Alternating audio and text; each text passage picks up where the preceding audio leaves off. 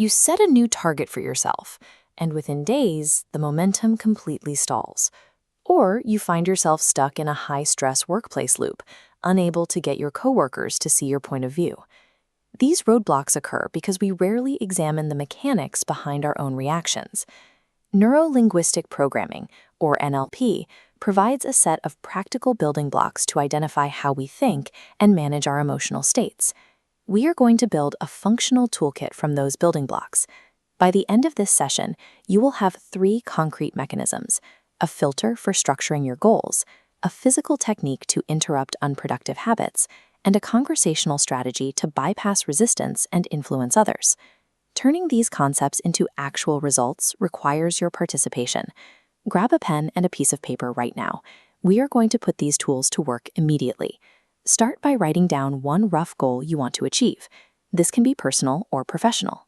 Keep it simple for now. You have likely heard of SMART goals, making sure a target is specific, measurable, and timed. This checklist displays the 7 conditions a goal must meet to be well-formed. It's a stress test for intentions. First, is the goal stated in the positive?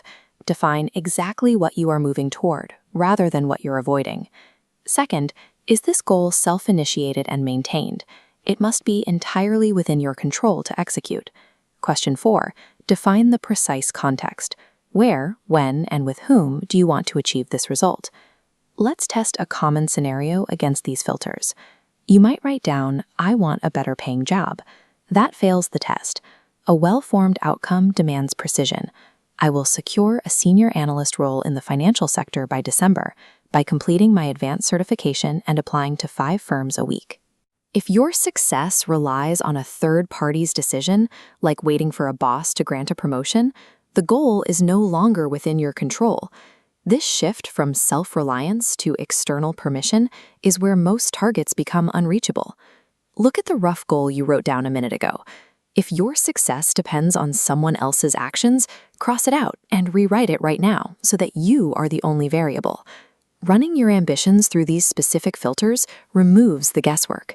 You upgrade a passive wish into a structurally sound, self-reliant blueprint. Even with a perfect goal, you will hit internal roadblocks. When you find yourself in a deeply unresourceful state, you cannot logic your way straight into a positive mood. You have to hit neutral first. NLP uses a mechanism called the pattern interrupt, or a break state. Instead of abstract positive thinking, this requires a sudden, physical action to jolt your nervous system. This graphic illustrates 4 ways to force that interrupt. Trigger a genuine laugh, have someone call your name, abruptly stand up, or clap your hands. If you are experiencing inbox paralysis and staring blankly at your screen, do not try to force yourself to type. Stand up abruptly, walk over to a window, and stretch. That sudden physical shift shorts out the subconscious negative loop. It clears the board, returning your mind to a neutral baseline where rational thought can resume. Now, external roadblocks require a different tool. When we face friction with coworkers or clients, we usually try to push our own agenda before establishing any common ground. The antidote to that friction is a conversational strategy called pace and lead. Think of a conversation like a speeding train. If you jump on from a complete standstill, you crash. You must match its velocity first. Pacing is how you run alongside the train. You actively listen and respectfully match the other person's vocabulary, energy level, and body language. You align with their reality so they feel understood. Leading happens only after you have paced them. You subtly alter your own behavior, lowering your voice or adopting a calmer posture, prompting them to unconsciously follow your direction. Let's apply this. Imagine your manager rushes over to your desk, visibly stressed, attempting to hand off an urgent project, when you are already at maximum capacity. You start by pacing.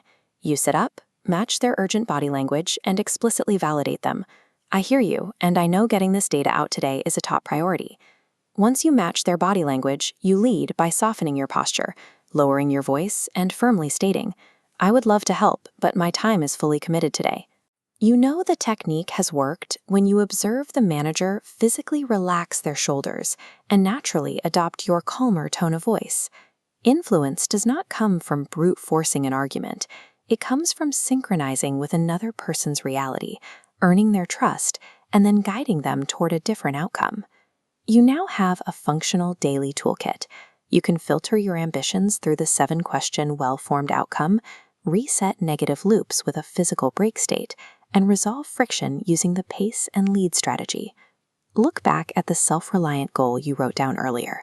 Pinpoint the single smallest physical action you can take to move toward it today. Applying these techniques requires immediate momentum. Step away from the screen and go execute that first action right now.